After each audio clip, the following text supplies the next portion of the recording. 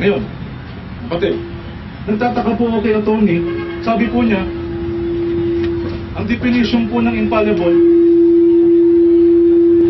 Webster Dictionary, ang kanyang batayan. Ito po sinulat ko, no? Oh, divine isma. You will not think of error. Ibig sabihin, yung isma daw, infallibility, hindi ka mag-iisip ng paggawa ng kasamaan. Nagtataka naman ako, bakit naman Webster Dictionary yung kanyang binatayan? Bakit? Ang dami kong dala rito mga CR book at saka mga reference. At natuwa ako, sabi na kanina, parang hindi kayo magigaw tungkol sa mga information ng Shia. Basta buksan ninyo yung islam.org. Ha? Shia.org. Opo. Ha? Okay, hindi babasahin po natin. Basahin natin. Dami ko kasi reference dito. Pero sa kanilang kitab, let us define what is infallible according to Shia belief. Ano po? I-define po natin. According to Shia belief, kapatid, ha? Ano po ang ibig sabihin po ng mga Shia? Kaya ako personally, kapatid, hindi ko matanggap yung kanilang, with all respect, yung kanilang doktrina patungkol dito. Kasi, let me speak in English, kapatid.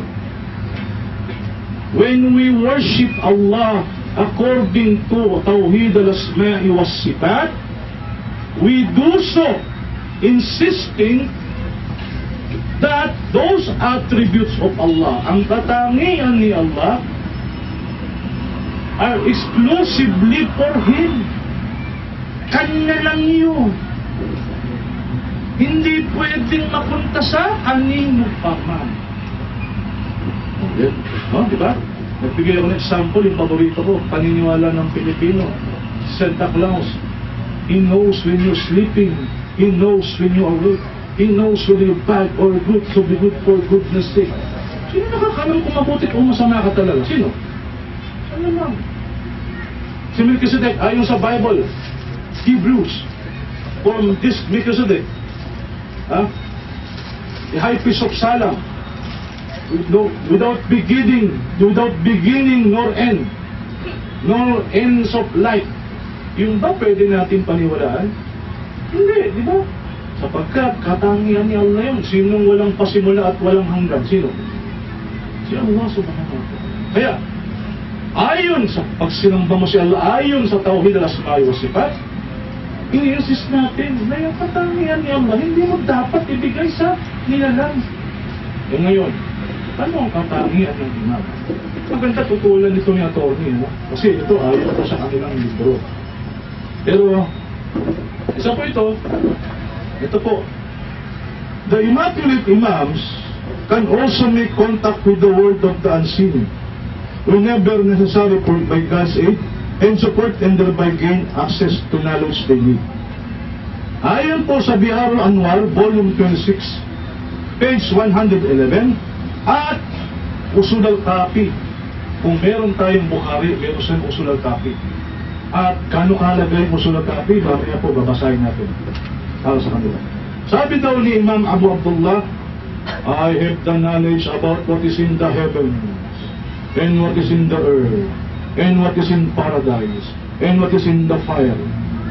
I know what was before, and what is going to. Biharul Anwar, Volume 26, page 111, Usul al-Kafi, Volume 1, page 258. Ano pa? If the Imam wants to know anything, he will know it. By the way, yung Biharul Anwar, para ati pong, okay, tagulugin natin sir, nagay ba? Yung Biharul Anwar, kapatid, para ati pong kinukutsan tabatabay. Pag binasa po ninyo yung libro ng tabatabay, saan yung tabatabay ko? Ha? Yung Biharul Anwar, punong-puno yan sa quotation ni Imam Tabatabay. Eminent scholar ng Iran. Ha? Gusto yung malaman ang Shia in English language sa kanyang kabuuan? Okay? Okay.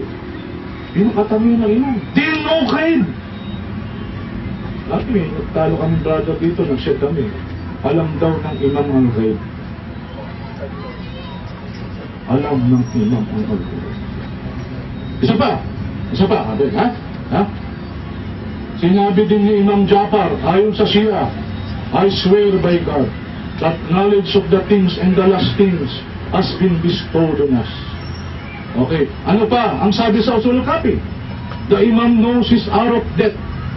Alam niya kung kailan siya mamamatay. And his death is in control. Ang kanyang kamatayan, may control siya sa kanyang kamatayan. Sabi ng usul al-Kafi. They know kung kailan sila mamamatay. Hindi lang yun, alam nila. May control sila sa kanilang kamatayan. Gusto ko lang sana magtanong, if they know the guy, alam nila ang mangyayari. Bakit naman yung imam na itong imam na to, na 7 imam, ay namatay sa lason. Magtatanong lang ho, if he really knows when to die, how to die, if they have control of this death. So, the burden of denying this is on the part. Nasa kitab nila to eh. Kasi, nung dinepend niya yung ma-assume yung infallibility ng imam, ang binasa niya, Webster Dictionary, which is I'm not satisfied. Oh, di ba? Okay, ano pa ang bilib nila? Ito pa, isang Shia scholar. Shia scholar, kapatid. Hinahangaan din ni Tabatabay, kapatid. Hinahangaan din ng kanilang libro. We, Shia, believe that all prophets are infallible. Infallible ang prophets.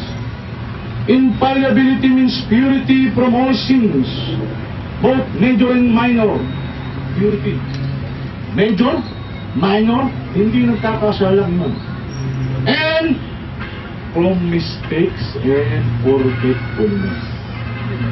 Inwardly, outwardly, they cannot even think of errors and mistakes. Oh, hindi naman yung paniniwala namin, hindi naman kasi experience ko yan. But it is written, Al-Mudaffar, the faith of Shia Islam. Only page 21. Page. Diba? They know the truth. Yung ba matatanggap natin, kapatid? Yung ba kayang tanggapin? Kaya hindi ko malunok, kapatid. I'm sorry to say.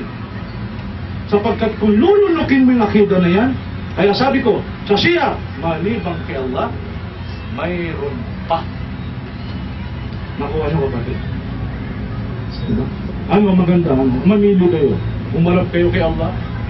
O Allah, ikaw hindi nagkakamali. Ang imam din hindi nagkakamali. O, alam mo ang gaib. Alam din ng imam ang gaib. Ayaw mo umarap ng ganun kay Allah? O humarap ka kay Allah? O Allah, walang nakababatid ng al-gaib kundi ikaw lang. Walang hindi nagkakamali kundi ikaw lang. Ikaw lang, O Allah. Mamili kayo. Mamili kayo.